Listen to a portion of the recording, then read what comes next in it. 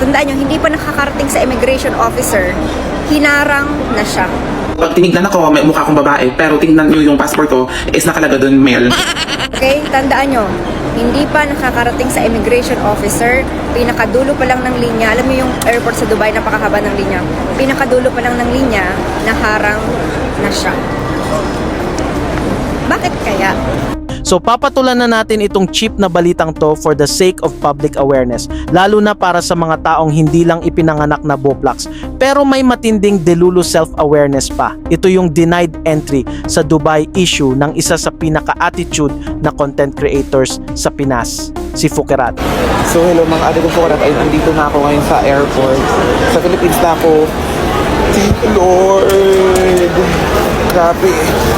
His real name, Kier Garcia. Hindi na nga kagandahan ang napaka-entitled daw na galunggong, napaka-attitude pa, at least based sa nakikita natin online kasi hindi naman tayo bulag at tanga. Yung reason ba't hindi ako makapasok ng Dubai, hindi sa pananamit ko, hindi sa makeup ko, at hindi sa pag-iingay ko. Ang sabi sa akin ng officer na sinabi ko dito sa YT ko, sabi niya na it's because your identity do not match your passport.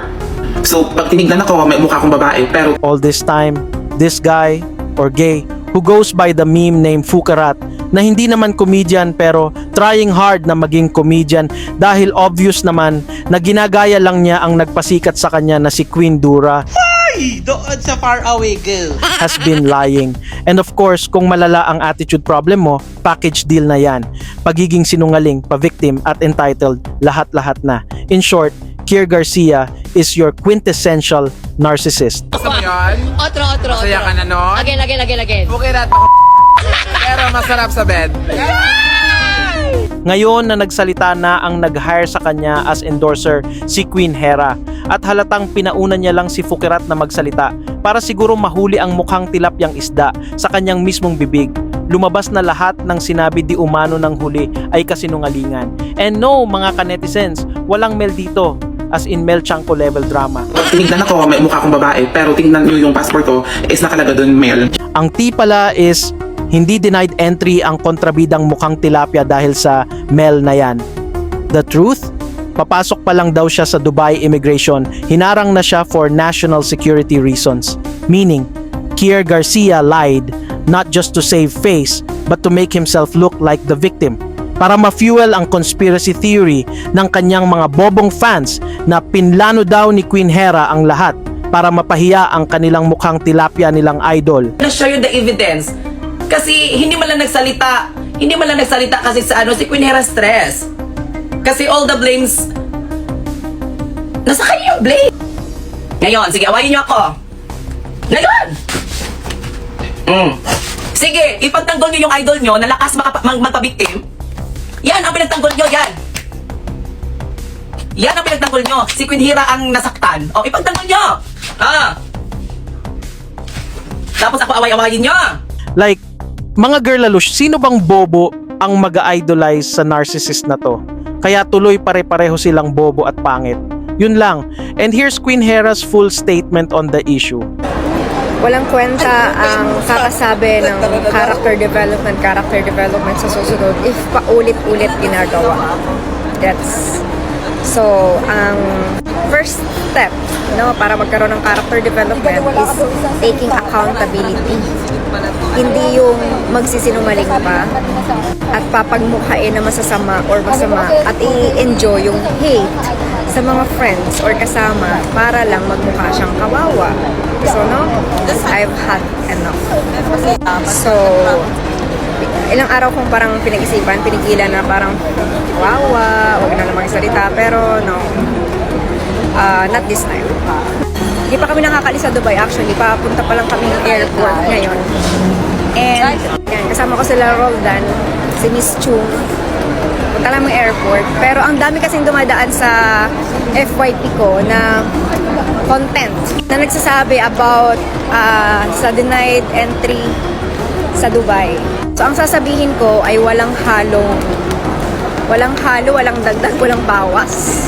Ang nangyari po talaga, paano sasabihin na nagkamali or mistaken identity kung hindi mo pa nakakausap ng immigration officer. So So, lahat ng statement, no, sinungalingan ko kasi hindi pa nakakarating. Tandaan nyo, hindi pa nakakarating sa immigration officer, hinarang na siya. Okay? Tandaan nyo, hindi pa nakakarating sa immigration officer, pinakadulo pa lang ng linya, alam niyo yung airport sa Dubai, napakahaba ng linya, pinakadulo pa lang ng linya, naharang na siya. Bakit kaya? Bakit kaya? Nanginginig ako habang sinasabi ko to. But again, hindi tayo aabot sa ganito kung marunong lang mag-take ng accountability, marunong tumanggap ng pagkakamali. Okay, mali ko po yun. Okay, hinayaan ko siya ilang days. Pinauwi ko muna siya sa Pilipinas para safe. Kasi responsibilidad ko siya. Ako nag-ano sa kanya. Pero ang nangyari, hindi siya nagsalita. Na-enjoy pa ini-enjoy niya yung hate kay Roldan, sa akin, pati yung travel agency, umiyak pa. Na sobrang bait, alas 7 na ng umaga.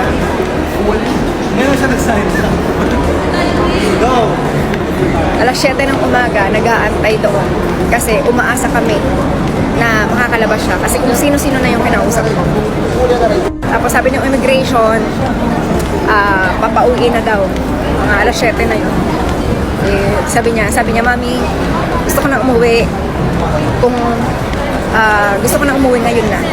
Kasi ako naman sa office, sige, wala na talagang magagawa. Sige, book ng ticket, pabalik. Nasa isip ko lang noon is, sana okay siya, sana walang mangyari masama sa kanya. Kasi foreign country yun.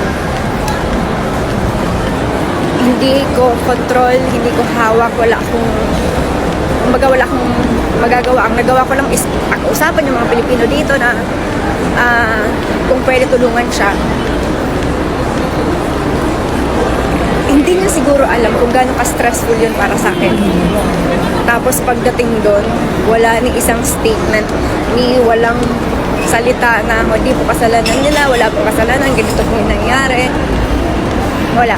Instead, ang ginawa niya, nag-post ng reaction video ng Miss Universe.